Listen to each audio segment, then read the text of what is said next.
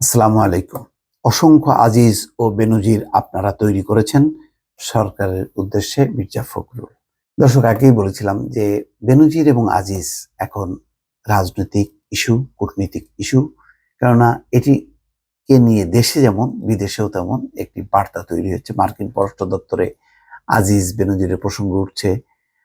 মার্কিন যুক্তরাষ্ট্র আনুষ্ঠানিকভাবে জেনারেল আজিজের বিরুদ্ধে নিষেধাজ্ঞা দিয়েছে।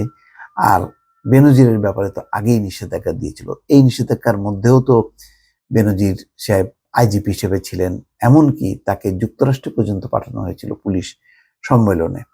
আজকে এতদিন পরে হঠাৎ করে কেন আজিজ বেনজিরের ব্যাপারে দুর্নীতির নাড়াচাড়া চলছে, সেটি নিয়ে নানা প্রশ্ন আছে। রাজনৈতিক অঙ্গনে তো অবশ্যই এটি বড় একটা বিতর্ক। শুধু একজন আজিজ বা একজন বেনজির নয়, আওয়ামী লীগ অসংখ্য আজিজ বেনজির তৈরি করেছে বলে অভিযোগ করেছেন বিএনপির মহাসচিব মির্জা ফখরুল ইসলাম আলমগীর। তিনি বলেন, যারা লুট করে খাচ্ছে এই দায় এই সরকারের। আজ রমনার ইঞ্জিনিয়ার্স ইনস্টিটিউশন মিলনায়তনে বিএনপির প্রতিষ্ঠাতা প্রয়াত জিয়াউর রহমানের 43তম মৃত্যুবার্ষিকীর আলোচনা সভায় এসব কথা বলেন মির্জা ফখরুল। দেশকে এমন দুরবস্থায় নিয়ে আসার জন্য সরকারকে দায়ী করেন মির্জা ফখরুল। তিনি বলেন, আপনারা কোন অবস্থায় বাংলাদেশকে নিয়ে এসেছেন যে সাবেক পুলিশ প্রধান ও তার হাজার হাজার দুর্নীতির চিত্র পত্রিকায় বেরিয়ে আসছে। আজ তাকে আপনারা লালন করেছেন, স্যাংশন দেওয়ার পরও তাকে আপনারা আইজি বানিয়েছেন। সাবেক সেনাপ্রধান আজিজ আহমেদের নাম উল্লেখ করে মির্জা ফখরুল বলেন, আজ একইভাবে সাবেক সেনাপ্রধানকে স্যাংশন দেওয়া হয়েছে একটা মাত্র কারণ, সে বাংলাদেশে লুট করেছে, চুরি করেছে এবং নির্বাচনে বাধা হয়ে দাঁড়িয়েছে। এই দায় কি শুধু ওনাদের? এই দায় এই সরকারের, যারা আজ জোর করে ক্ষমতা দখল করে বসে আছে।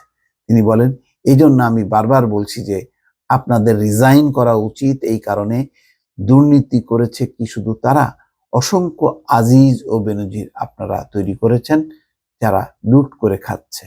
এই প্রসঙ্গে আরো বলছেন যে আমরা যখন ছোট ছিলাম আমাদের মা কোলে নিয়ে ঘুম পড়াতে গিয়ে বলতেন, ছেলে ঘুমালো, পাড়া জোড়ালো, বর্গি এলো দেশে।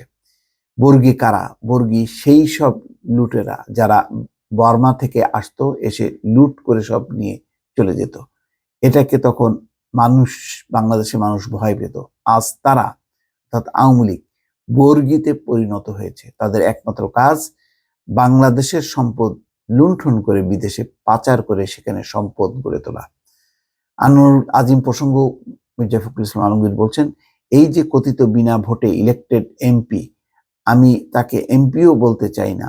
আমরা যে বাজারে মাংস কিনতে যাই, গোশত কিনতে চাই, টুকরা টুকরা করে দেয় না, সেই টুকরা টুকরা করে কেটে নাকি ফেলে দিয়েছে। কি অবস্থা! অর্থাৎ একটা ভয়ঙ্কর একটা পরিস্থিতি, অর্থাৎ দুর্নীতি, অনিয়ম, অরাজকতার যেই অবস্থা, সেই অবস্থারই যে শিকার হয়েছে এমপি আনোয়ার আজিম আনার, সেটা তিনি তুলে আনছেন। তো রাজনৈতিক অঙ্গনে এই বিতর্ক থাকবে যে আজিজ বেনজির আসলে তাদেরকে কারা সৃষ্টি করলো, কারাই পর্যায়ে নিয়ে আসলো, এবং তাদের যে আজকে দুর্নীতি, আজকে যে স্যাংশন, এই দায়টা কি শুধুমাত্র এই দুই ব্যক্তির নাকি সরকারের? এই বিতর্কটা থাকবে। এই বিতর্কে রাজনৈতিক অঙ্গনে বিরোধীরা নানা যুক্তিতর্ক দিয়ে এগুলো সামনে আনবে আগামীতেও। দর্শক, ভালো থাকবেন।